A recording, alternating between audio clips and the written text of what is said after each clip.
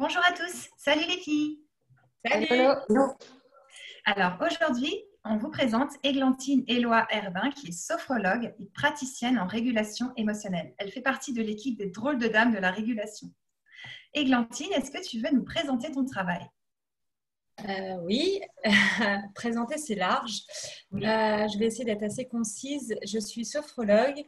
Je travaille en cabinet, en visio et par téléphone et j'accompagne des enfants, des adolescents, des personnes âgées, des personnes handicapées, des parents, c'est un public assez large, majoritairement dans des troubles de la confiance en soi ou des accompagnements de la vie suite à un événement de vie qui arrive ou qui est venu, en fait. Voilà. Est-ce que tu accompagnes les enfants? Oula. Est-ce que quoi? Est-ce que tu accompagnes les enfants? J'accompagne les enfants en cabinet dès l'âge de 4 ans, la plupart du temps avec les parents avec les parents en première séance et puis après seul avec l'enfant sur 2-3 séances après. C'est assez court comme accompagnement. C'est souvent des problématiques liées aux émotions, des émotions qui peuvent être envahissantes ou des émotions qui peuvent être débordantes. Souvent, c'est des émotions qui ont du mal à se réguler, c'est-à-dire qu'elles restent un petit peu bloquées au feu rouge et les parents sont un peu démunis par rapport à ça. Ça va être un enfant qui fait des crises dans les magasins, ça va être un enfant qui n'a pas de copains à l'école, qui ne s'exprime pas en classe. Ça va être... oui, ce qu'on appelle des grosses inhibitions aussi ou des grosses colères. En fait. En règle générale, c'est ça. Et donc, la plupart du temps, mon travail, c'est de les faire passer au vert et en même temps de faire tout un travail avec les parents sur la relation aux émotions. Qu'est-ce que les émotions? Parce qu'on a une éducation par rapport à ça, une relation à nos émotions qui n'est pas forcément toujours très positive. Donc, en fait, c'est remettre un peu de positif dans ces émotions. Natacha, tu avais une question. Oui, je voulais savoir comment tu intègres la résolution émotionnelle avec la sophro, comment tu fais pour jongler avec ces deux-là? Voilà. En fait, j'aime bien imaginer mes accompagnements un petit peu comme une course. Donc, on a une course, on a notre ligne de départ et puis on a notre ligne d'arrivée. La ligne de départ, c'est ce avec quoi la personne elle arrive. Souvent, c'est avec son état de mal-être, c'est avec son bagage émotionnel, c'est avec toutes ces situations compliquées dans sa vie. Et après, il y a sa ligne d'arrivée. Et sa ligne d'arrivée, c'est ce qu'elle souhaiterait être après la séance et après plusieurs séances. Donc, la plupart du temps, pour pouvoir partir sur notre ligne de départ, je travaille avec la résolution émotionnelle pour pouvoir débloquer l'émotion cachée dans les situations. J'aime bien cette image que l'émotion, elle est cachée dans une coque de noix et que pour avoir accès à l'émotion et donc au message de l'émotion, il faut casser cette coque de noix. Et la résolution émotionnelle, c'est comme ça que je la visualise, c'est le fait de détruire la coque de noix qui va nous permettre d'accéder à l'émotion. Voilà. Donc, du coup, on part de notre ligne de départ en cassant quelques coques de noix qui va nous permettre d'avancer et on va pouvoir avancer avec les situations concrètes et avec les émotions pour aller comprendre comment la personne, elle vit les situations dans son quotidien et qu'est-ce que l'émotion vient lui révéler. Donc, en étant dans un apport, dans du mouvement. C'est pour ça que j'aime bien cette ligne, cette course, parce que du coup, c'est une ligne d'arrivée. Voilà. Et après, la personne, elle arrive à son rythme et elle arrive là où elle a besoin et envie d'arriver. Et chez les adultes, avec quel type de problématiques ils arrivent? Quelles sont leurs demandes quand ils viennent te voir? Les demandes, elles sont assez variées en règle générale. Souvent, ça peut être des adultes qui ont été réorientés par des médecins pour des angoisses, de l'anxiété généralisée. Ça va être des adultes qui ont découvert la sophrologie en groupe. J'ai des personnes qui ont des suivis qui sont atteints de cancer, par exemple, et qui ont découvert la sophrologie dans le cadre de leur traitement et qui ont besoin de retrouver cet état de bien-être intérieur, de ressources intérieures. Donc, je peux faire des suivis post-traitement.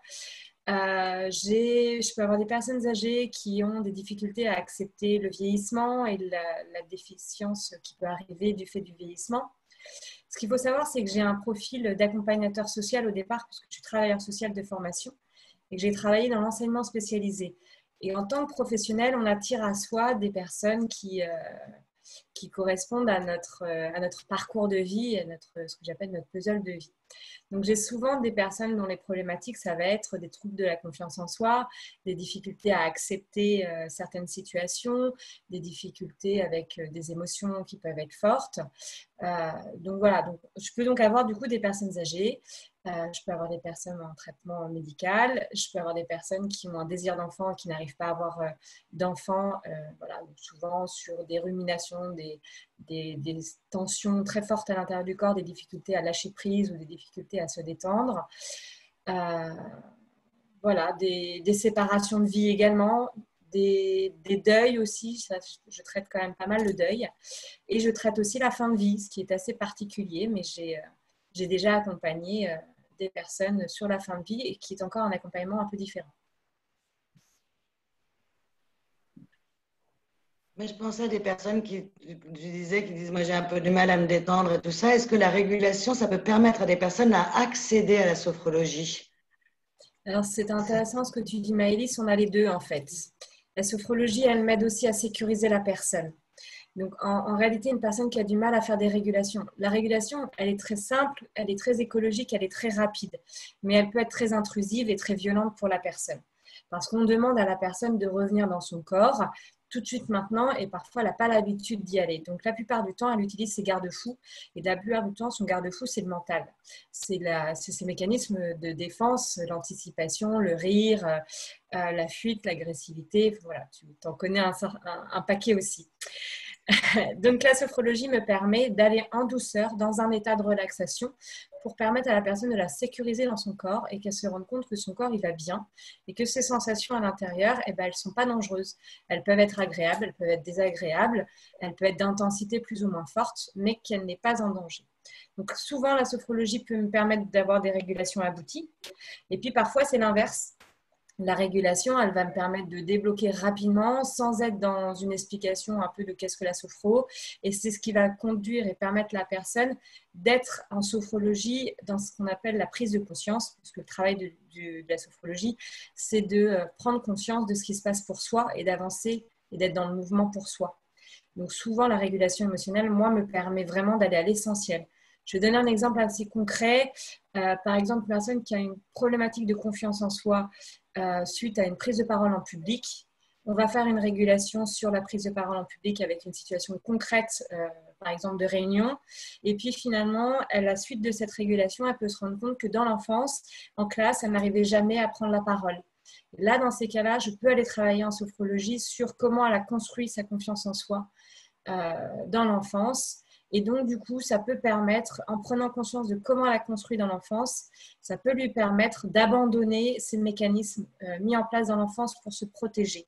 Une fois que ces mécanismes sont abandonnés, du coup, on travaille sur l'enfant intérieur. Donc ça, c'est assez intéressant aussi de travailler.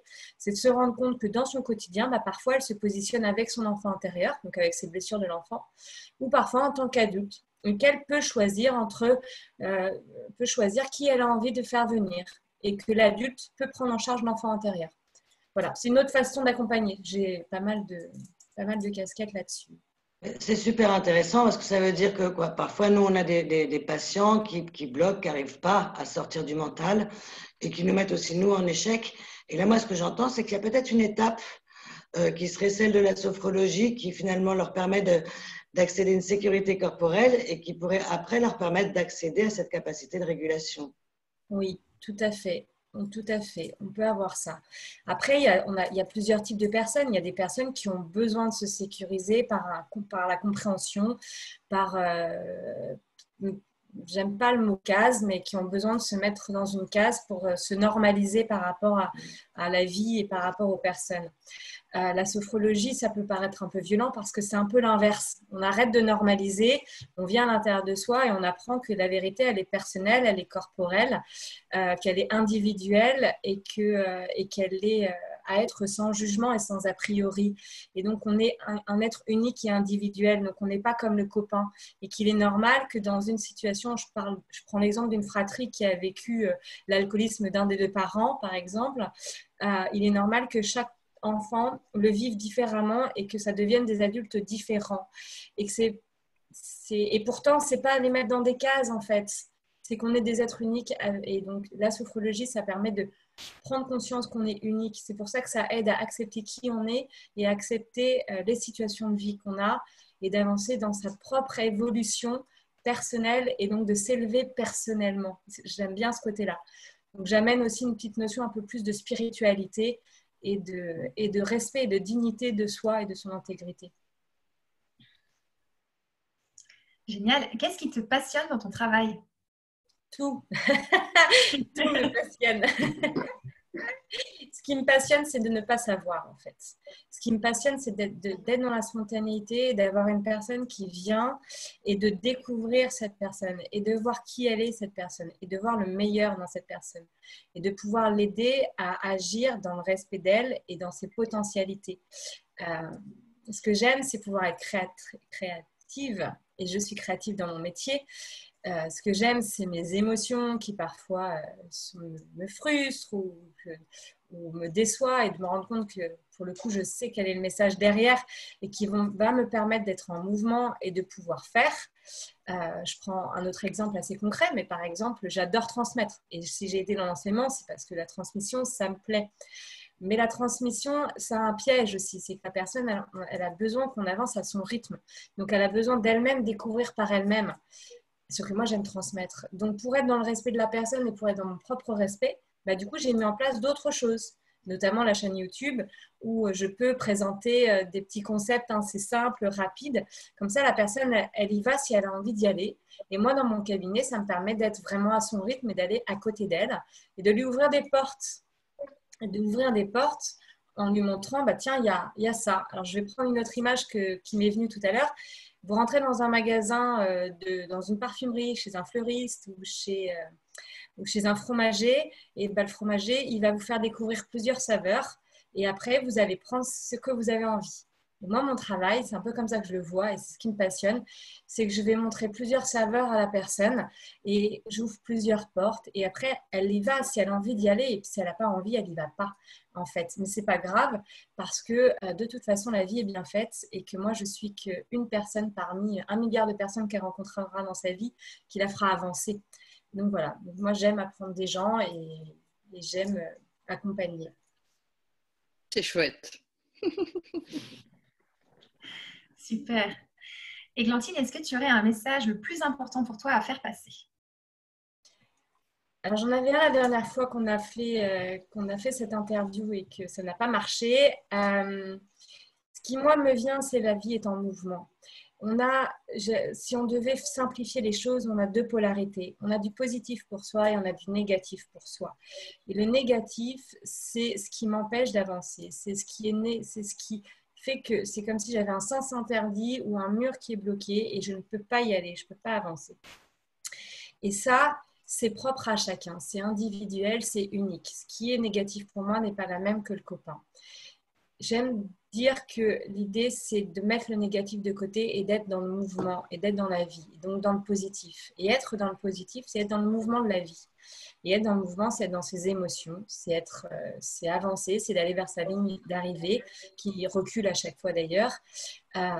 Donc, si j'avais un message à faire passer, c'est de prendre conscience de ce qui est juste pour soi à l'intérieur de soi quand c'est négatif, quand on a l'impression de ressentir ce mur à l'intérieur de soi, et c'est possible de casser ce mur, de mettre de côté, de laisser descendre peut-être des personnes dans sa vie, de ne pas avoir peur de les laisser descendre, parce que ce qui est important, c'est d'être dans le mouvement positif pour soi-même, dans ce qui nous fait du bien pour soi. Voilà. Génial, merci beaucoup Églantine, c'était passionnant. Donc ta chaîne YouTube, c'est Le Lieu Ressources, vous la trouverez donc sur YouTube. Et on vous prépare plein de nouvelles vidéos par la suite, des surprises qui arrivent avec les drôles de dames de la régulation. À très bientôt, salut! Salut! Merci à tous.